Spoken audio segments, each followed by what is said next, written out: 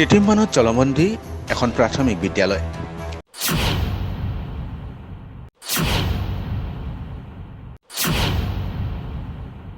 ডিব্ৰুগড়ৰ বকুল প্ৰাথমিক বিদ্যালয়ত ছাত্ৰ ছাত্ৰীৰ এতিয়া হাহাকাৰ অৱস্থা। একাঠু বোকা পানীত ছাত্ৰ ছাত্ৰীৰ শিক্ষা গ্ৰহণ, কাণ সাৰ নাই শিক্ষা বিভাগ কিংবা জিলা প্ৰশাসনৰ। আবেদনৰ পাছতো আবেদন, বহু অনুনয় বিনয়ৰ পাছতো বিদ্যালয়ৰ কৃত্ৰিম প্ৰাণীভাগ উলিয়াই নিয়াৰ বাবেই কোনো ব্যৱস্থাই গ্ৰহণ কৰা নাই এতিয়ালৈকে। পানীৰ কাৰণে ইমান ৰগী দিছে, চবে বহিবলৈ দিগদাৰ পাইছে। আমাৰ ক্লাছতে চবে বহিছে, পৰীক্ষাও আহি গৈছে। এতিয়া কেনেকুৱা কোনে বহিব পাৰিব?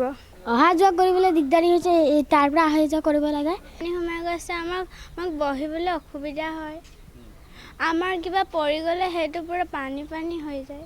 257গৰাকী চাহ বাগিচা আৰু স্থানীয় গ্ৰামাঞ্চলৰ ছাত্ৰ ছাত্ৰীৰ শৈক্ষিক ভৱিষ্যত অন্ধকাৰচ্ছন্ন হৈ পৰিছে। কাৰণ এজাক বৰষুণতে বিদ্যালয়খন এইদৰে জলমগ্ন হৈ পৰাত প্ৰায় ব্যাহত হয় পাঠদান কাৰ্য। এই পানীৰ সমস্যাটো 22 চনৰ পৰা হৈছে। বৰষুণ দিলে পানী হয়, বৰষুণ দিলে পানী হৈ যায়, মানে ইয়াত জেগাটো গাঁত নিচিনা হৈ গৈছে। এইফালে মানে আপোনাৰ ডাঙৰকৈ এটা গুদাম বনাই দিছে, গুদাম বনাই দিছে। তাৰপিছত এইফালে বাইপাছ আছে, পানী যাবলৈ নলাই নাই। আমাৰ ছাত্ৰ ছাত্ৰীৰ অসুবিধা মানে আমাৰ যেতিয়াই পানী বৰষুণ হয় তেতিয়াই পানী হয়।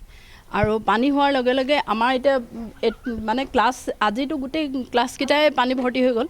কালিলৈকে ক শ্ৰেণীটো ক্লাছ মানে আমি ইয়াত লৈছিলোঁ, অফিচত লৈছিলোঁ। তেনেধৰণে সমস্যাবোৰ হৈ থাকে। ডাঙৰ বৰষুণ হ'লে পানী পূৰা ভৰ্তি হৈ যায়। ডিব্ৰুগড়ৰ বাইপাছ নিৰ্মাণৰ লগতে কাষতে এখন দলং নিৰ্মাণৰ ফলত জলডোবাত পৰিণত হৈছে বিদ্যালয়খন।